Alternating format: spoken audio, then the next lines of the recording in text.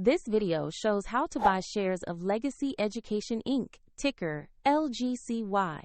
Legacy Education Inc. provides education and training services and is listed on the NASDAQ under LGCY. This is an educational guide, not financial advice. Always do your own research. To place a trade, you need a brokerage account, and we will use eToro as an example to demonstrate the steps.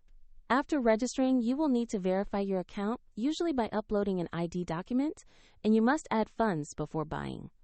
Use the platform search bar and type the ticker LGCY to find the listing quickly. Select the result that matches Legacy Education Inc. to ensure you have the correct stock. On the stock page, check the basic company description and the price chart to confirm the listing and reset price moves.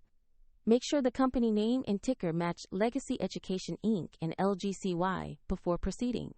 Open a buy order. Choose the amount you want to invest and review the order details carefully before submitting.